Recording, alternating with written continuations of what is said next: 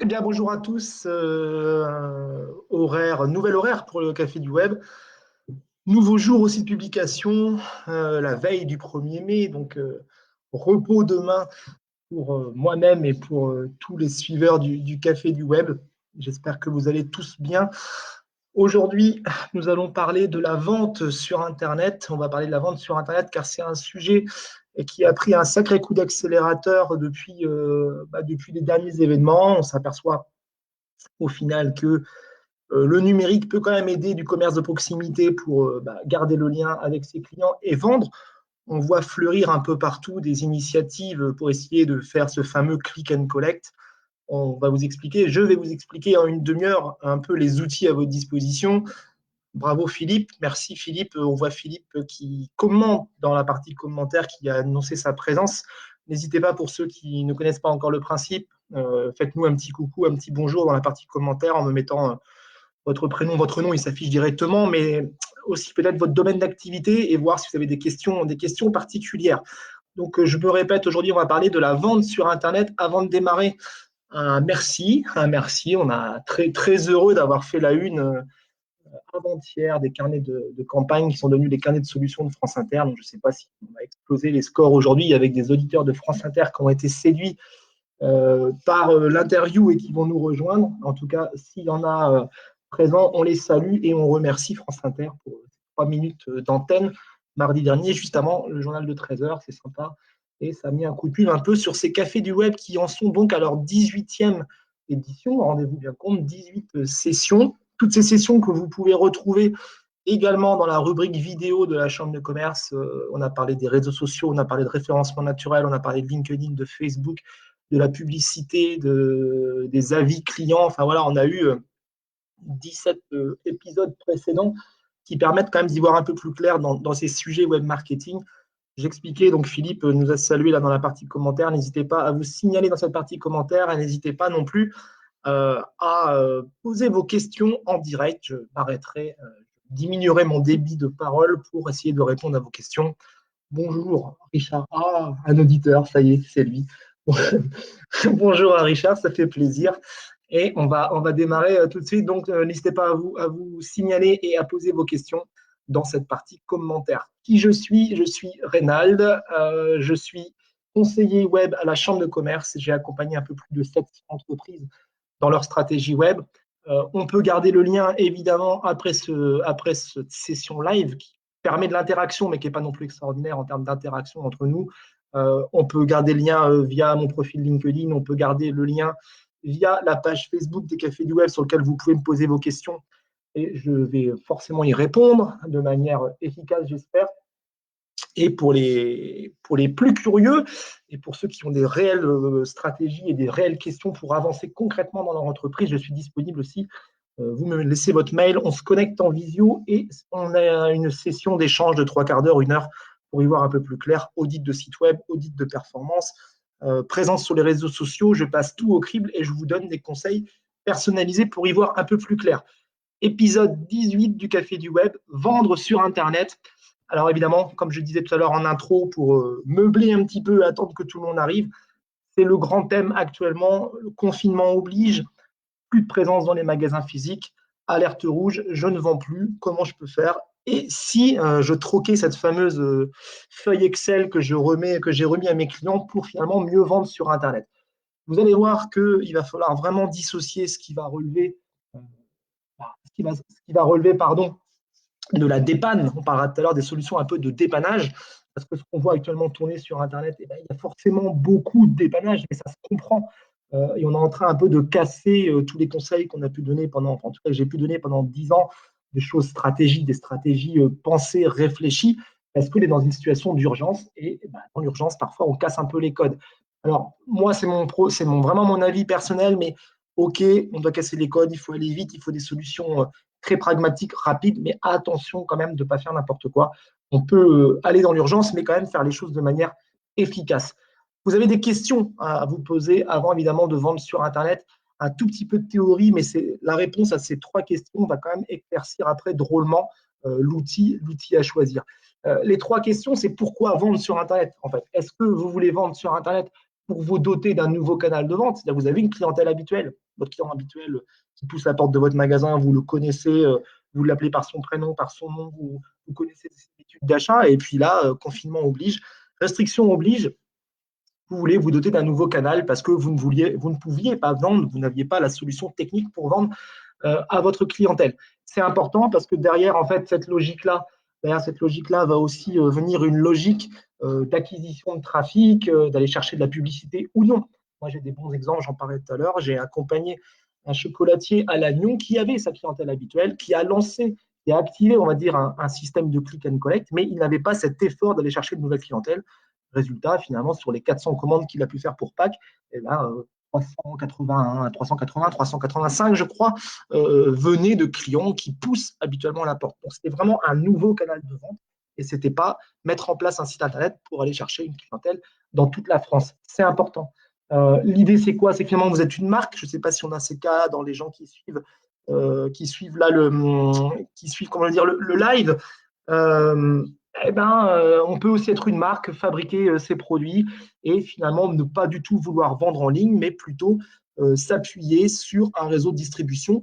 C'est également une question qu'on doit se poser. Finalement, est-ce que j'ai un réel intérêt à faire de la vente en ligne? Vous allez voir tout à l'heure que la vente en ligne, elle a un intérêt, certes, mais il y a d'autres logiques qui viennent se confronter, notamment à cette partie logistique, la livraison, les coûts d'envoi, est-ce que vous faites du frais? Enfin, il y a plein de questions qui se posent. Donc ça, c'est encore une autre question. Et finalement, est-ce que vous voulez vendre uniquement sur Internet? On est dans ce cas-là dans la peau de ce qu'on appelle un pure player, c'est-à-dire qui n'a pas de magasin physique et qui ne vend que sur Internet. Mais vous verrez, on va très rapidement en fait court-circuiter cette deuxième partie, cette deuxième question, dans le sens où le e-commerce pur et dur sans commerce physique, sans magasin traditionnel, c'est encore une autre logique avec d'autres enjeux. Posez-vous vraiment ces questions-là. Peut-être qu'on a des commerçants qui nous suivent aujourd'hui. Dans la majorité des cas, évidemment, on se trouve dans cette première solution qui facilite quand même drôlement ça. Je vous parlais tout à l'heure de dépanne. On est vraiment là-dessus. On est dans des solutions actuellement de dépannage, de débrouille. Je me dois de les aborder, évidemment, mais je me répète, ça casse un petit peu tout le principe. Je peux, moi, distiller à l'année et depuis 10 ans, mais on doit en parler, évidemment. Vous êtes peut-être à la recherche de solutions très rapides. Une solution très rapide que vous pouvez enclencher, Google My Business propose de mettre en avant des produits. Je vais vous faire une démonstration. Avant de vous faire une démonstration pour vous montrer vraiment comment ça se passe de manière très, très pratique, il y a du pour, il y a du contre. Vous allez voir, le pour, c'est la facilité, c'est la rapidité, c'est-à-dire qu'en 3 minutes, mes produits sont en ligne, il n'y a aucun souci. La difficulté, c'est que My Business, je dis bien pour l'instant, ne propose pas de vente et de système d'achat. Alors, comment ça se passe, My Business? Je quitte cette présentation, je rebascule sur Google. Je vais assez vite dans l'explication de My Business. Pour faire court, My Business, c'est quoi? Si je tape, moi, maison Adam à Lannion, qui est le fameux chocolatier dont je vous parlais, qu'est-ce qui se passe en fait? Je tombe sur des résultats Google et à droite là, le contenu, cette colonne de droite, qui est le contenu de ce qu'on appelle la Google My Business. Et on voit là dans la Google My Business que pour Pâques, justement, ça va être un bon exemple, que pour Pâques, il avait activé ici cet onglet produits où il me disait clairement, côté grand public, les produits sont là. Si je fais tout afficher ici, je vais basculer vers son catalogue produit qu'il avait paramétré dans Google My Business. Donc, on va retrouver des visuels de produits, un descriptif de produits, un prix. Donc, on voit que très rapidement, on est en capacité de monter un catalogue dès la première page de Google. Donc, ça, c'est quand même plutôt intéressant pour vos clients. Vos clients vous connaissent. Et d'un seul coup, au lieu de parler uniquement d'horaire d'ouverture, on va être en capacité de montrer des produits. Donc, c'est plutôt pas mal. Lui, on peut commander en ligne. Pourquoi? Parce qu'il avait un site e-commerce derrière. C'est-à-dire que là, si je clique sur commander en ligne, je vais basculer vers son site Internet. Si vous n'avez pas de site de vente en ligne, et là, je vous rappelle qu'on est dans une situation de dépannage, cette action de commande en ligne, on ne pourra pas le faire et ça va être uniquement en savoir plus. On n'aura pas cette possibilité de commande. Mais je vais vous faire une démonstration pour vous montrer un peu comment ça fonctionne. Donc, ce contenu-là, c'est le contenu de la Google My Business. Je vais très rapidement, il y a un café du web qui évoque spécifiquement le Google My Business pour ceux qui ne savent pas ce que c'est. Une fois que tout ça c'est paramétré, application Google My Business, je me connecte à My Business. Vous voyez que j'ai un paquet de Google My Business sous ma responsabilité. Modder le corps, je vais relancer et je vais leur tirer les oreilles pour votre problème. On est en tant que voisin, je suis de Trédarzec en plus, monsieur Lecor, je connais bien votre établissement. Google My Business, OK, on y est. Vous voyez, vous avez tous en fait cet accès-là et on a un onglet produit ici, donc My Business, colonne de gauche, produits. En me connectant sur les produits, ben, je retrouve mon poussin rigolo qui était là tout à l'heure. Je peux supprimer ce produit-là, évidemment, parce que Pâques est terminé, je vais supprimer le produit. Si je dois rajouter un produit, voilà, je vais ajouter une catégorie. Par exemple, je vais rajouter une catégorie qui va être dans les catégories caramel. Je vais mettre caramel, beurre, salé. Je ne sais pas d'où vient notre auditeur de France Inter, Richard. Je ne sais pas si vous êtes breton, on va faire saliver avec du caramel beurre salé. Je mets une descriptif, un caractérise le produit, une catégorie de produit. Un prix, mon sachet de caramel, il est à 14 €. Je mets une description de produit. J'ai mes photos de produits. Le truc classique, je ne vais pas aller le faire. Je vais sélectionner un produit, je prends la photo.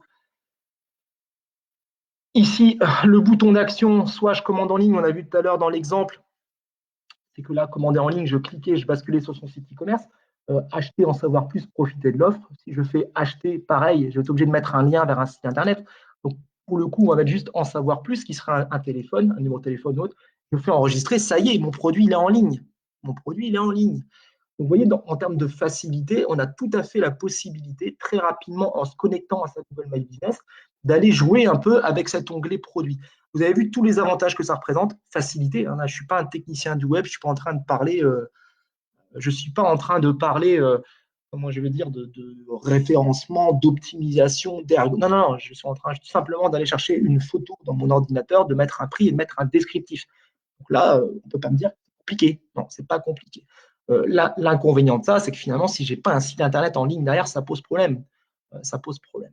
Mais ça fonctionne, ça fonctionne. Donc on peut quand même basculer d'une logique de dire je m'appelle Maison Adam et voilà où je suis, où voilà je suis à Lannion, à passer à une logique de dire je suis à Lannion, voilà mes horaires d'ouverture, voilà ce que j'en, voilà à quel prix je veux le vendre. Première possibilité. Autre possibilité, toujours dans cette logique, ce qu'on appelle de dépannage, de la dépanne, vous avez une possibilité de aussi faire de la vente, un peu de vente avec du Facebook. Alors, le Facebook, il a un intérêt aussi. Il a un intérêt dans le sens où, même chose, facilité, rapidité. Créer une boutique sur Facebook, c'est pas plus compliqué, c'est pas très très compliqué non plus à mettre en place. Le problème, une nouvelle fois, avec la boutique Facebook, c'est que finalement, il n'y a pas de vente réellement. Il n'y a pas de vente. Soit vous avez un site e-commerce, même chose, vous envoyez un lien et on va pouvoir finaliser la transaction. Mais de base, vous allez voir, je vais vous faire une démonstration. De base, ça ouvre en fait le Messenger pour, on va dire, mettre les produits de côté. Donc Facebook, on a aussi la possibilité via Facebook de créer une boutique virtuelle. Comment ça se passe? Pareil, il y a une session. Là, je réponds à Sylvie dans la rubrique vidéo de la Chambre de commerce. Vous allez sur la page Facebook de la CCI et vous devez retrouver, ça devait être Café du Web, épisode 4 ou 3 ou 4, je crois, sur Google My Business, qui va vous permettre de retrouver la session sur Google My Business. J'ouvre mon Facebook, je gère en fait différentes pages. Je vais ouvrir la page du Café du Web. Donc, la page Facebook entreprise. Hein. Attention, là, on n'est pas sur un profil personnel de Facebook. On a une page Facebook entreprise. Donc, j'ouvre ma page Facebook entreprise et ici, là, il est activé. Vous voyez, on voit ici l'onglet boutique qui est activé. S'il n'est pas activé, je vais aller sur ma page entreprise. Je vais cliquer sur paramètres en haut. Ça va m'ouvrir en fait ces paramètres-là et je vais avoir un système logiquement d'onglets. On va le retrouver ici, onglet de la page et je vais activer activer la boutique. Donc si elle n'est pas activée par défaut, il faut aller l'activer dans modèle et onglet ici. Vous voyez, on clique sur modèle et onglet. Modèle et onglet va vous ouvrir tous les onglets qui sont activés sur votre page. Et si la boutique n'est pas activée, on l'active à ce niveau-là. Une fois que ce travail-là, il est fait, eh bien, ça y est, ma boutique, en tout cas l'onglet boutique est activé sur ma page et je vais pouvoir aller paramétrer ma boutique. qui me demande de la configurer. Je suis obligé d'accepter évidemment les conditions de Facebook. Je vais paramétrer dans un premier temps ma boutique. Voilà, il vous demande qu'est-ce qu'on va faire. En fait, soit on renvoie vers un site internet, un site e-commerce, soit finalement, non, je n'ai pas de site e-commerce. Je me répète, je suis dans une logique de dépannage, de dépanne. Donc, non, on va plutôt laisser un message pour pouvoir acheter. Mais ça, moi, je vois là, je viens moi d'acheter mes plats chez un restaurateur pour ce week-end, où finalement, l'échange s'est fait par SMS. Bon, eh ben, s'il y avait eu cette fonctionnalité sur sa page Facebook, ça aurait été beaucoup plus facile. Le SMS, en termes de gestion, en termes d'envoi, ce n'est pas forcément toujours simple. Et puis, le SMS ne permet pas non plus de valoriser ses produits, le contenu. Donc, je fais un message pour acheter, je fais continuer, je configure ma boutique elle est en euros, je fais enregistrer, j'ai fait 2 clics, félicitations, votre boutique, elle est paramétrée. Et après, ça fonctionne exactement comme sur du Google My Business, comme je l'ai montré tout à l'heure. Je vais ajouter un produit. Un clic, j'ajoute un produit, une photo, le nom du produit, plat à emporter, ou alors formule plat dessert. OK. Formule plat dessert, je lui mets un prix, je lui mets une description, je rajoute une photo, j'ajoute un produit, ça y est, c'est fini. Votre produit, il est sur votre page Facebook. Alors, je vais vous faire une démonstration, une fois que la boutique est paramétrée, comment ça fonctionne. Moi, si je vais sur le site de la page Facebook de la biscuiterie Ménou, par exemple, que j'ai accompagné dans cette logique-là, c'est le cas classique, pas de site e-commerce chez la biscuiterie Ménou, mais ici, une rubrique boutique, ici, avec des produits qu'on a mis en place ici. Donc, actuellement, ils vendent des lots de 3 sacs de palets de blé noir. Je vais en fait basculer dans cette rubrique-là. Et si je veux mettre de côté 2 sacs de palais noirs, j'ai choisi ma quantité, je fais contacter, ça m'ouvre en fait un messenger. Si je fais envoyer, la biscuiterie vient de recevoir, vient de recevoir une notification. Donc, comme je suis administrateur de la page, je l'ai reçue. Vous voyez, la notification vient de s'afficher et me dit bonjour, un lot de 3 sacs de palais noirs. Voilà, et reçoit la commande comme ça directement dans son Messenger. Donc, c'est plutôt pas mal aussi comme système. C'est plutôt pas mal comme système dans le sens où, en termes de dépannage, comme ça, on a la possibilité d'activer très facilement une boutique sur Facebook. Je suis désolé, Richard, en termes de qualité. J'espère que ça passe comme il faut pour les autres. Donc, vous voyez, les 2 systèmes de dépannage, Google My Business et Facebook, ne nécessitent aucune compétence technique, mais ayez ça en tête. Si je ne sais pas si dans l'écran, là, on a quelques personnes à nous suivre qui restent fidèles, peut-être que vous n'avez pas de site e-commerce et que vous êtes à la recherche d'une solution rapide, efficace.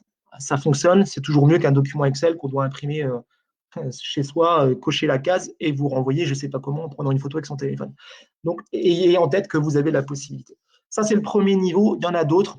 Ensuite, se pose la question, évidemment, de l'importance ou de la nécessité de disposer d'un site web ou de plateformes. Elles sont en train de fleurir un peu partout, ces plateformes. On va en voir, il y a des exemples qui tombent un petit peu dans tous les sens. Soit des plateformes qui sont proposées par des plateformes nationales. On parlera un peu tout à l'heure de la plateforme qui est lancée par la Poste. Il y a aussi des solutions de prestataires, je pense à des agences web du département qui ont mis en place soit des formules vraiment d'appel à moins de 1 000 € là, pour créer rapidement en fait un site web de vente en ligne de click and collect.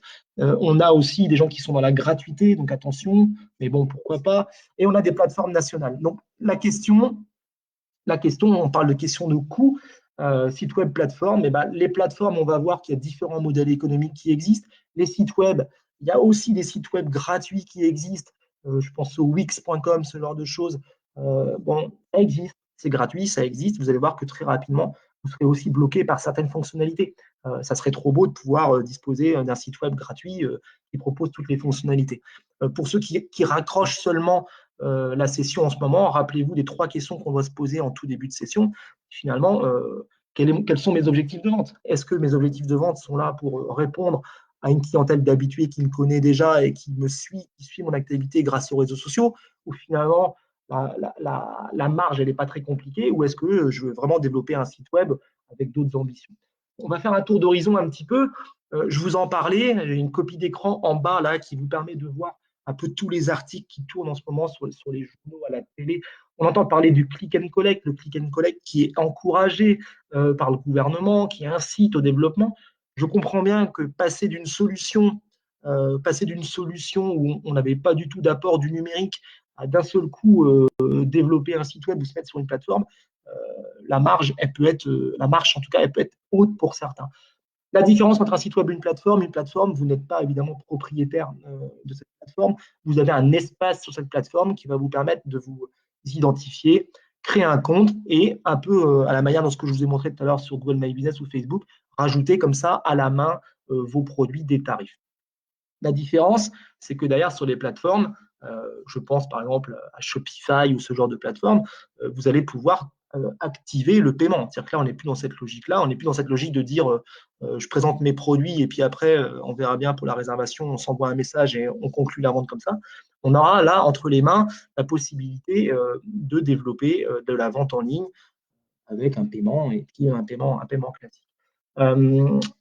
Un site internet, on me pose la question du coût. Un site internet, combien ça coûte? Dans des périodes de crise, c'est toujours la même chose. Il y a des prix qui s'effondrent un petit peu. Sachez qu'un véritable site e-commerce, on va parler tout à l'heure de WooCommerce, avec l'aspect graphisme, avec les frais annuels, on ne sera pas à moins de 4 000 euros le site. Donc, je comprends bien que dans des situations comme ça un peu tendues, où parfois la trésor manque, investir en ce moment 4 000 euros sur un site e-commerce, ce n'est peut-être pas forcément une bonne solution. Sur la réponse aux questions individuelles, n'hésitez pas à me solliciter comme ça, ou alors après, hein, si vous êtes vous-même confronté à ce choix, rentrez en contact avec moi. Moi, je veux bien prendre du temps avec vous pour étudier la meilleure solution. L'idée étant de vous envoyer vers une solution qui va être la plus adaptée à vos besoins. Un taux d'horizon des sites web possibles, on parle beaucoup de WooCommerce, de PrestaShop, Magento, Shopify, WeezyShop, BigCommerce. Il y en a plein, le choix, il est immense. Après, à vous vraiment de savoir exactement ce que vous voulez. Le plus rapide, le plus simple, une nouvelle fois. Alors, j'ai aucune action avec ma ville, mon shopping, mais je vous en parle parce que la Chambre de commerce soutient aussi cette opération-là. La Poste a communiqué, ma ville, mon shopping, c'est une solution qui est proposée par la Poste et qui permet à des commerçants qui sont justement à la recherche d'une solution rapide de pouvoir s'inscrire très rapidement là et de pouvoir enclencher du click and collect. Le côté positif, négatif, de ça, je me réserve le droit de parole là-dessus, c'est que finalement, évidemment, comme toute plateforme, vous allez vous retrouver sur une solution où la personnalisation va être soit impossible, soit très compliquée. Et puis, qu'est-ce que ça donne sur du long terme? Mais on est évidemment dans cette logique où actuellement on est à la recherche de solutions directes. Le principe d'une plateforme, c'est quoi? Tout simplement, je vous dis, vous identifiez, vous mettez vos produits, vous organisez vos produits. Alors, je ne peux pas vous faire de démonstration, je n'ai pas de période de test, mais pas de connaissances techniques, pas de surcoût. L'autre solution derrière que vous avez aussi entre les mains, c'est tout simplement de développer votre site internet. Alors, on a déjà eu une session des cafés du web autour de WordPress. Il n'y a pas que WordPress, mais c'est celui que je connais le plus.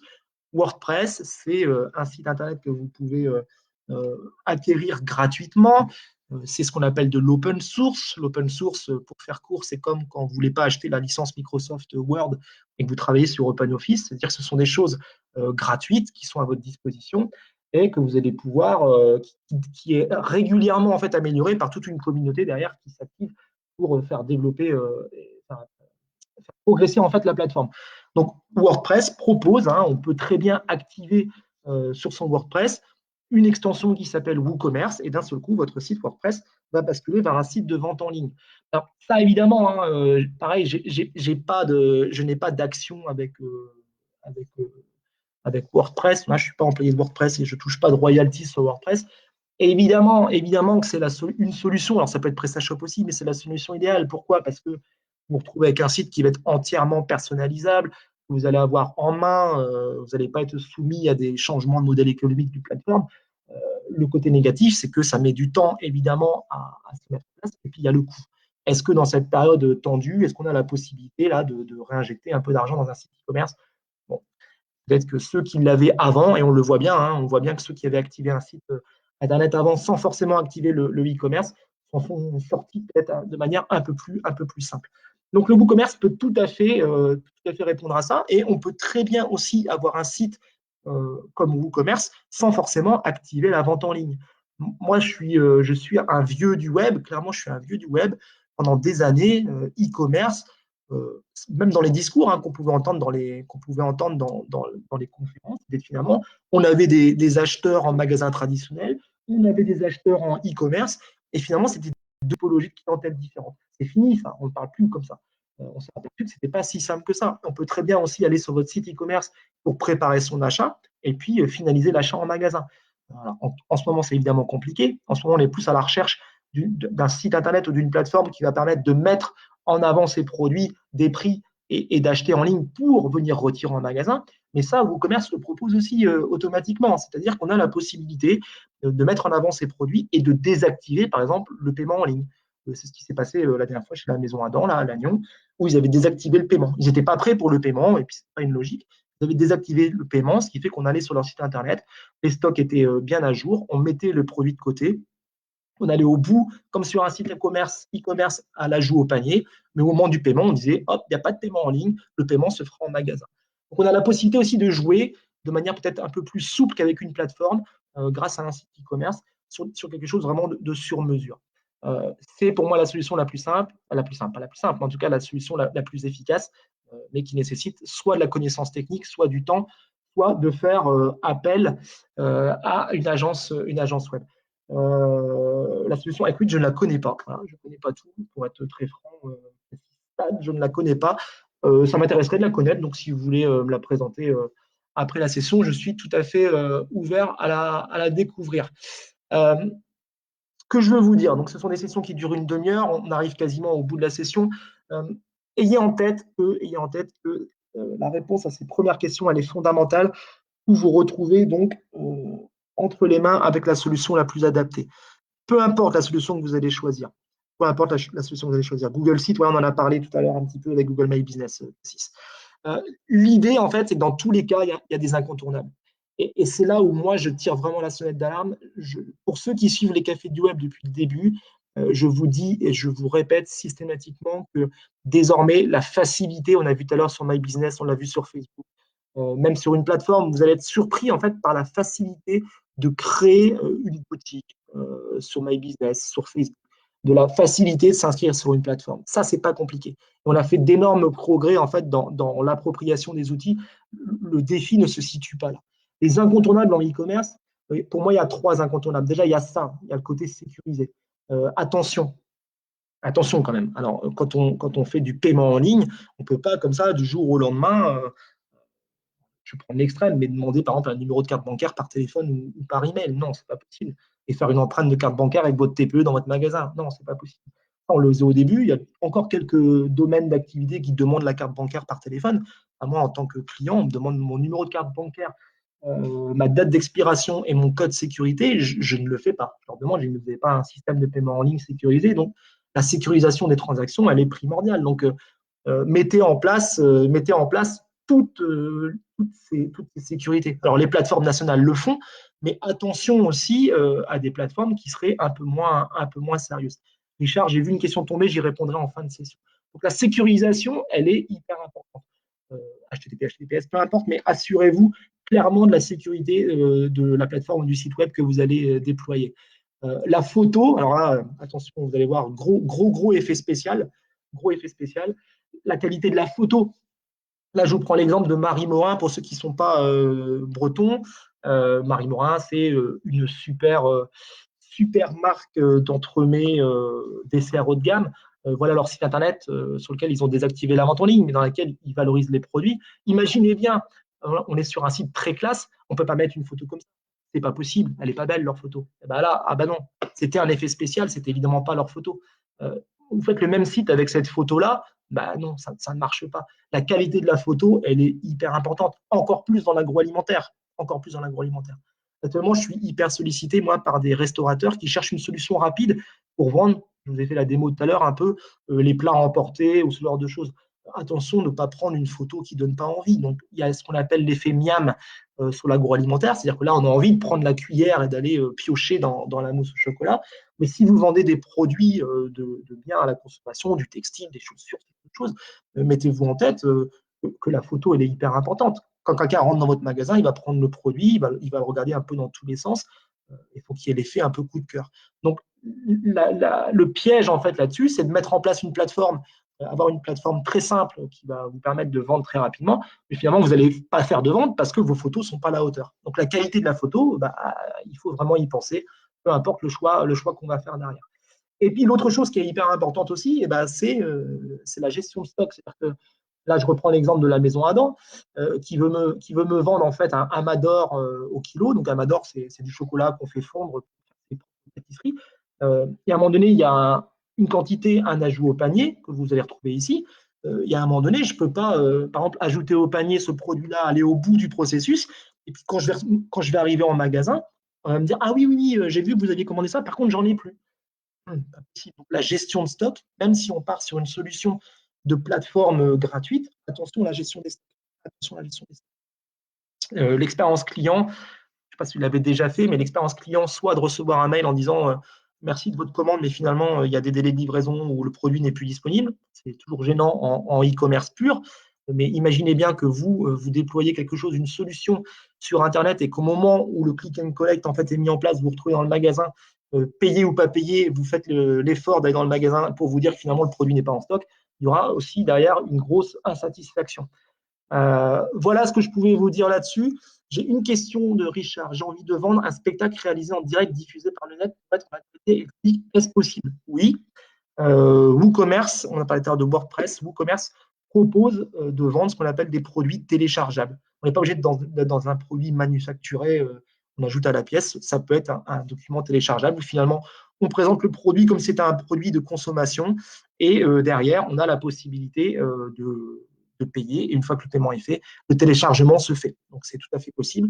Une autre question de Cassis, intégration PayPal. Oui, on peut également faire l'intégration PayPal. Alors, je pense que tout le monde connaît PayPal en ce moment, maintenant, on va dire à cette époque-là.